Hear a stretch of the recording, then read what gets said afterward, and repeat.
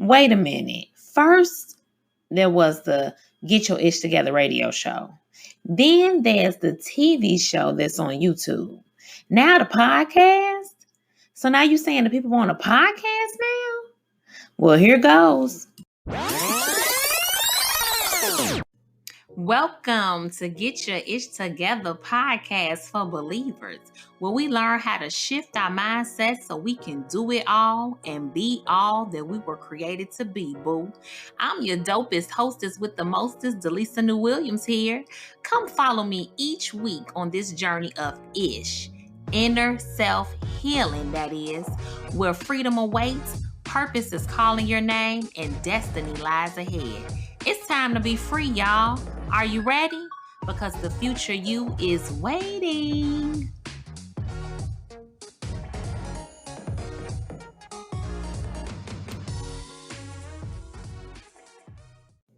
Hey, believers, welcome to our latest episode of Get Your I.H Together podcast. And I am your girl, your host, DeLisa New Williams here. I'm your Get It Together life coach and just all around personal confidant. But before we get started, I wanted to share some good news with you all. Yes. And I definitely want to share it with you because it's because of you that Get Your I.H Together Radio was nominated for Radio Personality of the Year. Yay! Clap, clap, clap, clap, clap. That's my audience, clapping in the background. I know, right? That is so dope. So I wanted to share that tidbit of news with you, especially on this particular episode, because I don't think we celebrate our wins enough. Sometimes we're just in the motion of doing things every day. Every day you're a mom, every day you're a wife, every day you're a friend, and every day you're just working towards this goal or this dream that you have.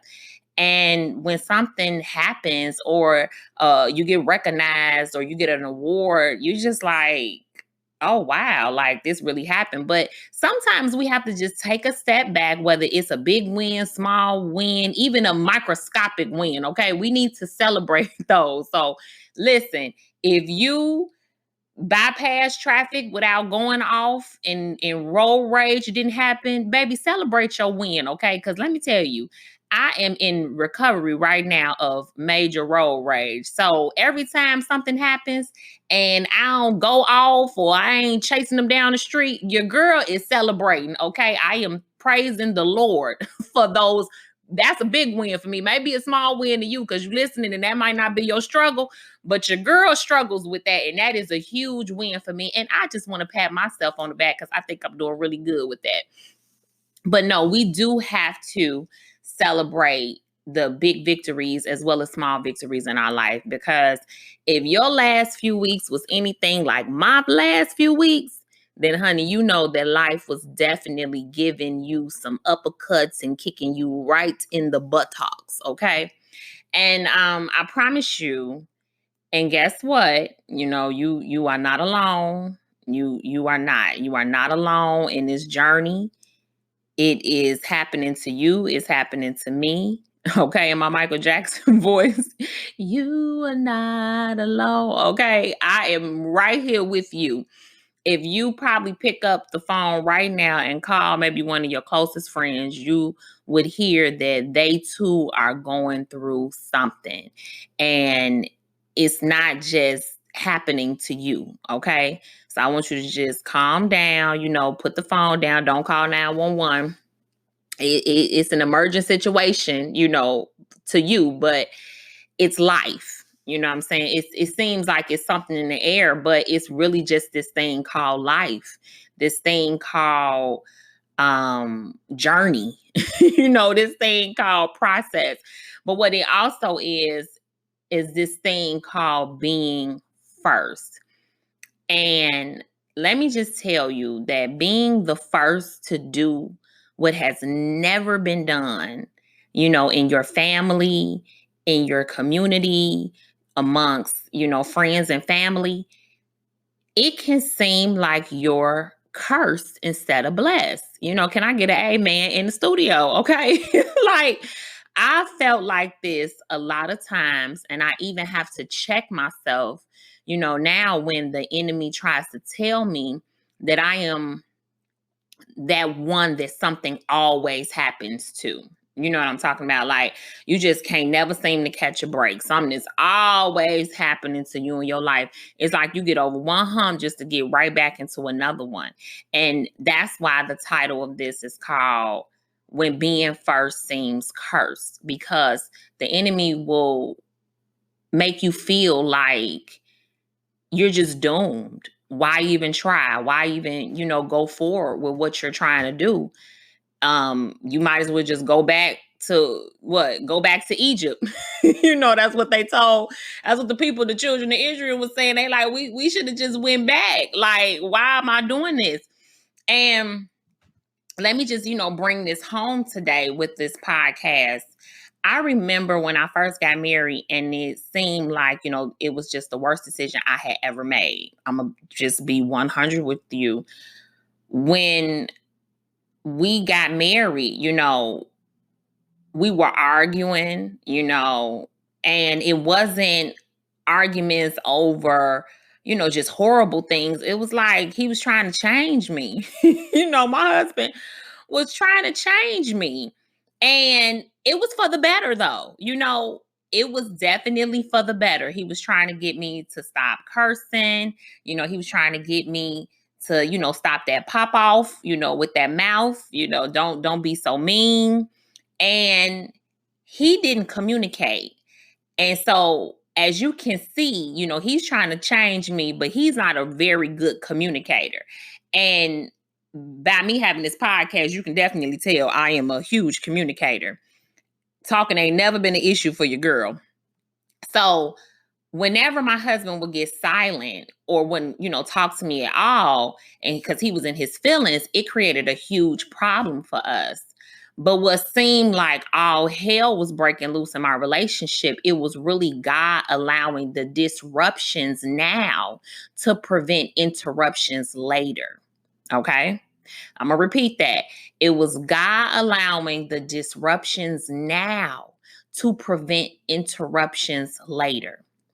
And no, I did not like God's disruptions. I thought I was fine with my mouth. I'm going to be honest with you. I grew up in a family where this is how we spoke. This is how we talked to one another. This was love to me. Okay. I feel like tough love is the best love. we the church talk about agape love. I'm like, no, tough love is the best love. That's just how I was raised. And I thought I was okay with my attitude. I thought I was okay with this outlook that I had on how I saw and did things. Heck, it looked like it had been working for everybody else, in my family and the other people that I had known. Like I said, I saw my grandma, growing up, and she would go off in her relationships and be in total control. She handled all the business, the money. It was her house, her car, her this, her that. And I walked into my marriage with the same thing. This is my car, my house. Shoot, even my daughter, okay? Because I was a single mother when me and my husband met. We both were single parents. And so all you would hear is mine, mine, mine. And even with me going to school to get my MBA, I just knew it was so I could lead some Fortune 500 company and be the CEO of it. But God disrupted that too. And he was just around here disrupting everything, okay? He disrupted my relationships. He disrupted my career, my marriage, and even how I'm parenting my children. And you would think, with it being God who's doing all this disrupting and not man, that this experience or this process should be blessed. Like, come on now, this ain't man doing this. Like, this is God. So if I'm adhering to this obedient disruption, why does it feel like this is the worst possible thing that is happening to me right now? Like, why does it feel like I'm in straight up hell? And, maybe not hell, you know what I'm saying? But you get it. You're looking at your life right now and things just are not lining up. And you like, but I said, yes, God. Like, and I didn't say yes to Pookie. And I didn't say yes to what old girl want me to do, hanging out and clubbing. And I didn't say yes to, card cracking and everything else that's going on out here. I'm saying yes to you, God. I've turned away all those wicked things. I'm saying yes to your course, yes to your will, yes, what you have for me. I quit my job. I'm out here naked, you know what I'm saying, in this business. I said yes to you. And even with all this, how is this happening to me? Like, how are things so crazy right now? And I didn't even do anything. All I did was give you my yes. And I got people mad at me for no reason.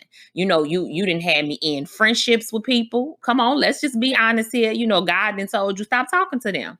That person is not lined up with where I'm taking you. Cut it. Okay, like the song, cut it. Just cut it. Trouble at work, you got people lying on you. You ain't even did nothing.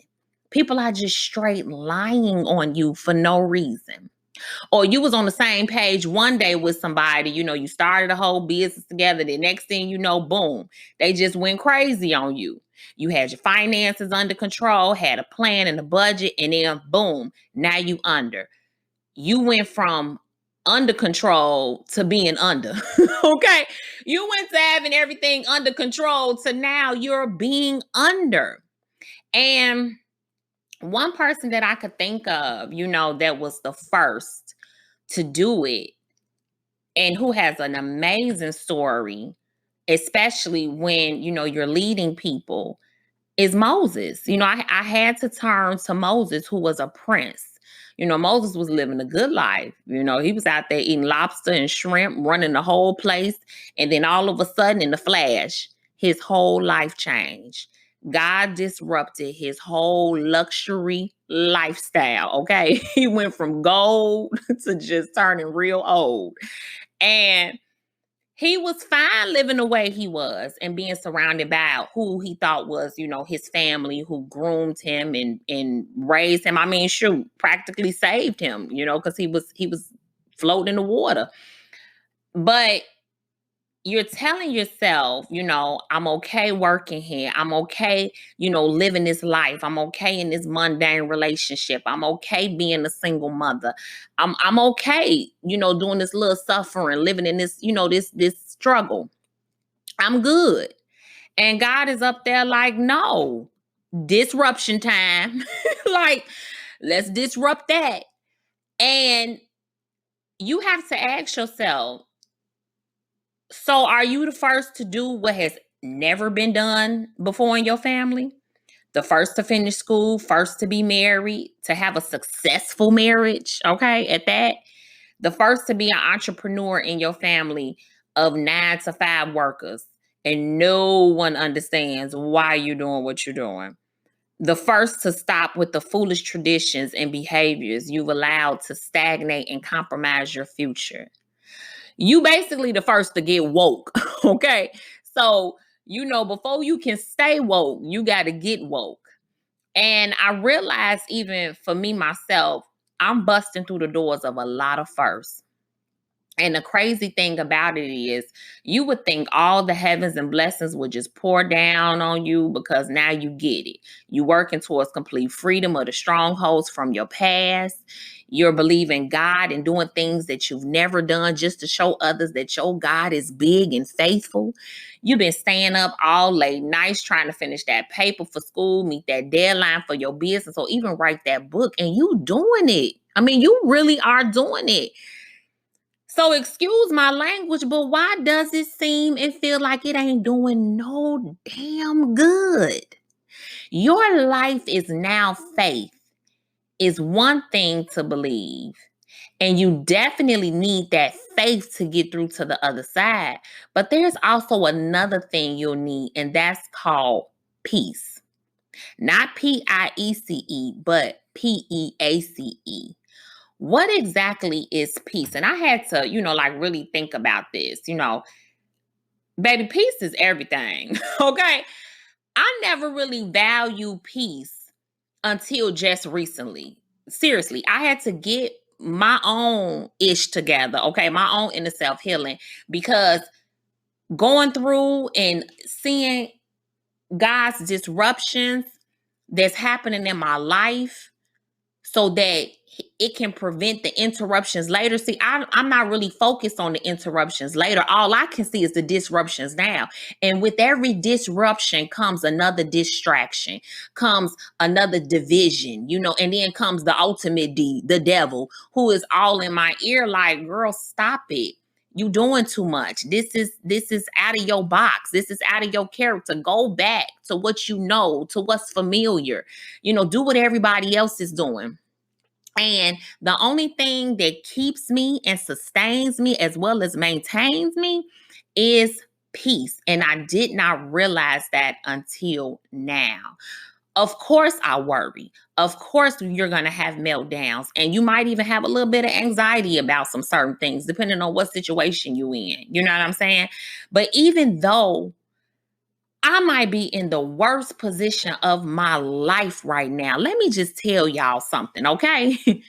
I have the peace of God, and it's so strong that it's almost scary, this peace that I have.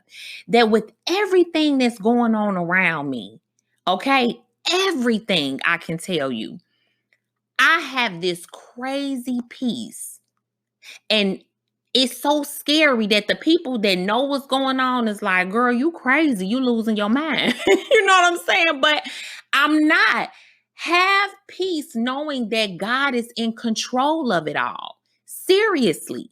Even in the disruptions, he's in control of it all. He told Moses in Exodus 10, I want you to follow me. And you ain't got to pull out your Bible because I'm going to read it to you. Go to Pharaoh. I have made him and his officials stubborn. I did this so that I could show them my powerful miracles.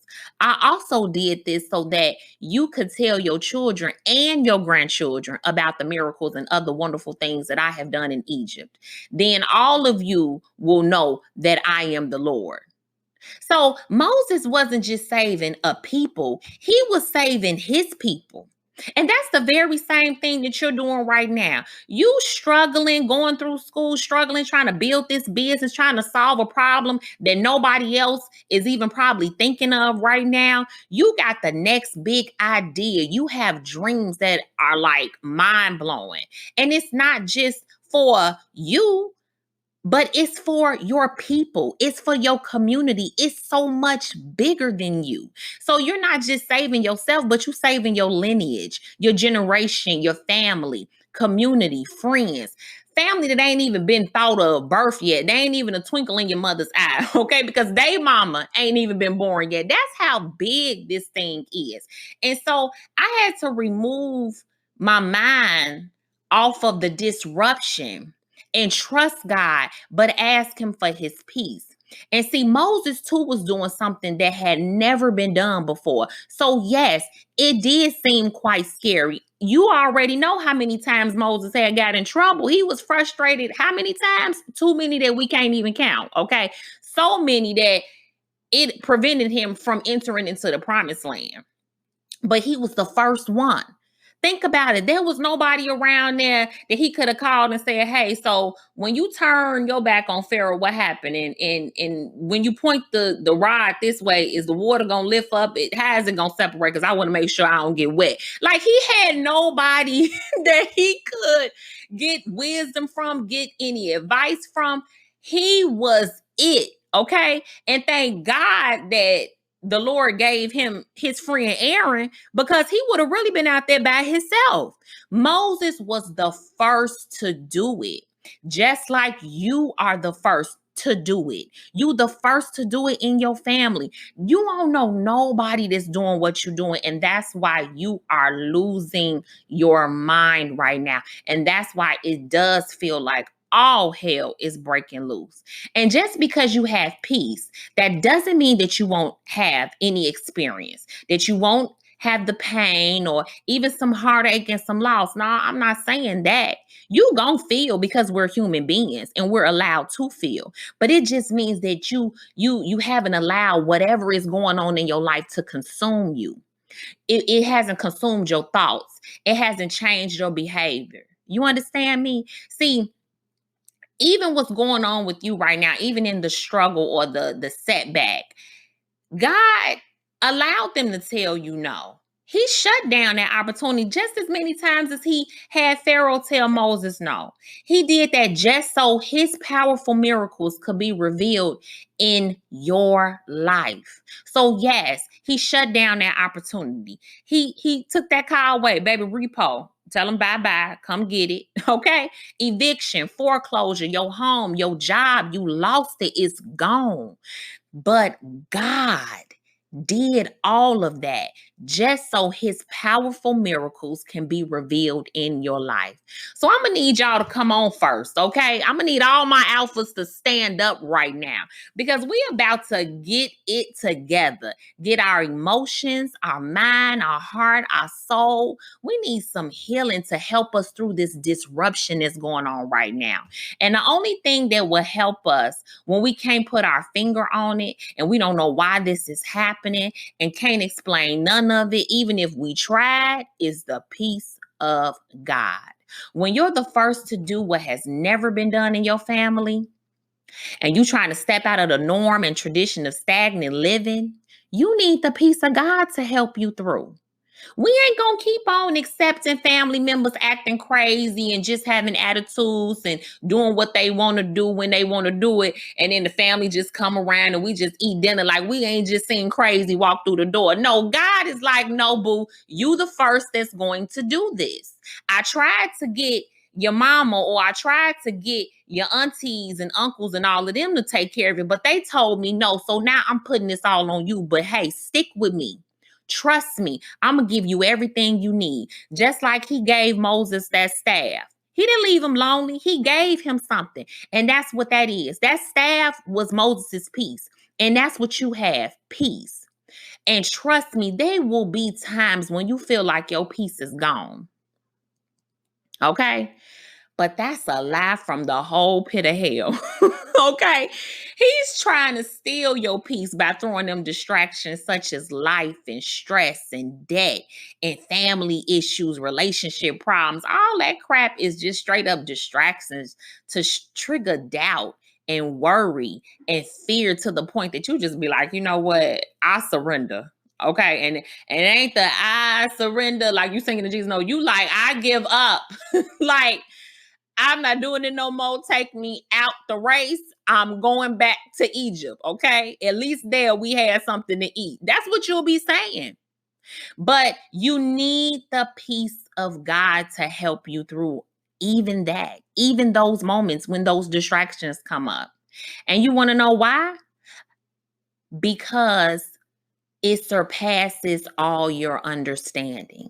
We ask God for his peace because it doesn't make any sense to us. I'm gonna be honest with you. You can't formulate it. You don't have a formula. There's no recipe for it. There is no 2 plus 2 is 4, and then you're gonna get peace. No, you just straight up ask for it. And it's so special because it comes and it don't even make any sense. You could have hell all around you and you still be smiling and people looking at you like, what is wrong with her? She crazy.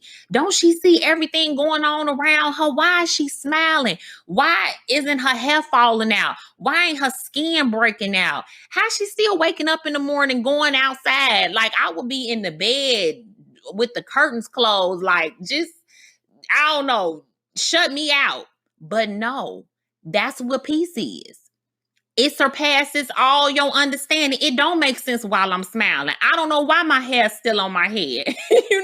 I don't know why my skin not breaking out. I don't know why I ain't gained like 50 pounds after all the stress that I have been going through. I can't tell you. But what I can tell you is I ask God for his peace. And so in those moments when the distractions do come, we got to identify who it is that is the enemy and we rebuke him. We ignore him. We show him that we're not fazed by none of his tactics. Okay. I'm talking to you. I'm talking to me too, but I'm talking to you. And I'm talking to me too because I even have to be reminded that I need to do more rebuking and ignoring and less complaining and falling for his plans. So in closing, we got a lot of advantages in this life, believers. I mean, straight up. I'm sitting here like, man, God, hell could be breaking loose all around me. And all I got to do is ask you for one thing. And I think we forget to use our advantages. And one of those is having the VIP power that can get a prayer through so that we can ask God for the spirit of peace to overcome us. We know that when disruptions, setbacks, or even when you just need to trust God's direction and plan, you know, because it's best for you, then it's time to humble yourself and take your hands off of it. Take your hands off of it. Your mouth, take your mouth off of it. And even your heart, and just give it over to God. Yes, you're the first. Yes, it's hard, but give it to Him and ask Him for your peace. So when that person breaks up with you for no reason, your family member not talking to you for no reason, ask God for His peace. When you getting evicted from your home and you've been trying to do everything that you can to save it, but it just didn't work out, ask God for His peace. And when you're trying to start that business, begin speaking, writing books, taking interview after interview, and just trying to walk in the purpose that God created you for, you need to ask God for His peace. Because I promise you, you scared, He know you scared, but He has not left you to go through this process alone. He's right there with you. It's peace time, y'all. Well, thank you so much for tuning in to this mind-shifting episode on Get Your I.S.H Together. Make sure you follow me on all social media at DeLisa New Williams. Head on over there right now to iTunes and subscribe, rate, and review this dope podcast. Make sure you share as well. Also, subscribe to my YouTube channel where you get to see all the Get Your I.S.H Together, the TV show, every single episode, and get notified before I post it to the world. Remember, family, today is the day God will get the glory out of who? Your story. I am your host, DeLisa New Williams, and it's time to be free, y'all. I'm out.